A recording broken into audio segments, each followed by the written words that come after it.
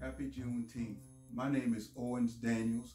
I'm a visual artist and photographer based in Winston-Salem, and I'm the face behind ODP Art and Design, where we create innovative, creative, and bold portraiture, documentary, as well as contemporary art. What I'd like to talk to you about today is social justice artwork.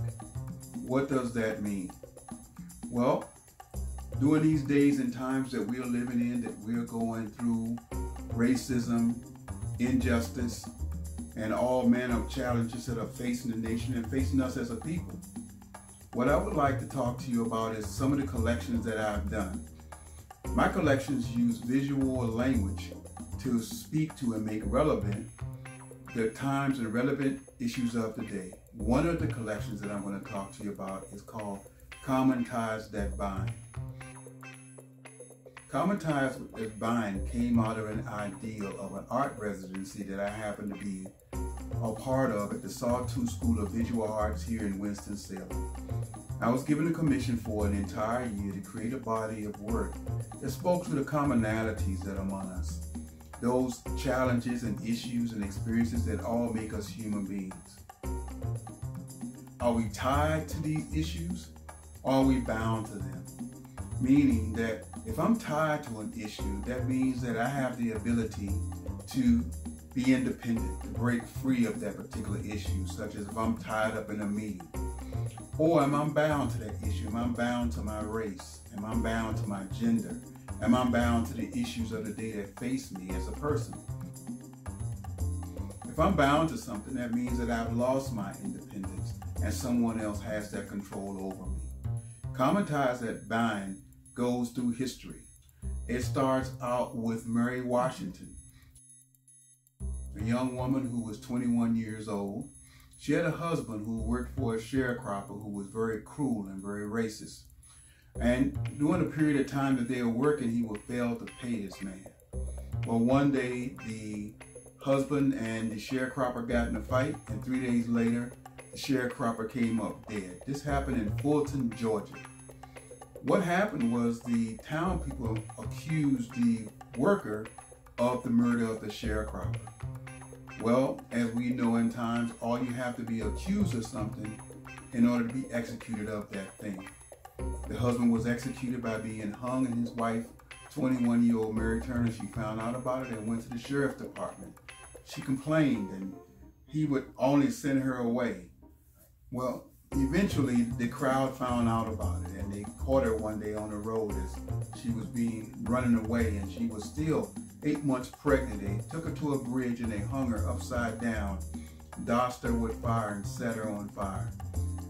Eventually they cut the baby out and they buried both her and the baby in an unmarked grave. And I wanted to know, through that brutality of accused until innocent and innocent until guilty, what does that look like? So one of the paintings and one of the canvases that I made was of this very strong black woman being bound and being pulled in all directions. But in her face, you can see the defiance, you can see the courage, you can see that she has stood up through all this adversity to be the strong African queen that I thought that she would be. That's one of the pieces in the collection. Another piece is about Nate Washington, a young man who was brutalized in the square also in Georgia. And while he was being brutalized, he was being burned alive and being hung. One of the things that struck me was, after all this brutality and after all of this injustice that we've been through, similar to the things that we are in today. As you know, people are protesting in the street about George Floyd and how he was brutalized and how he was murdered in broad daylight and caught on camera. Also, what would he look like if he rose up out of this? As he came up out of the grave, I wanted to show the strength, I wanted to show the durability, and I wanted to show the courage of a strong black man after he'd been through all that he has been through. Common Ties That Bind was an exhibition that shows these particular heroes and sheroes in our African American history. And they also point to we as a people can endure, but we are also champions.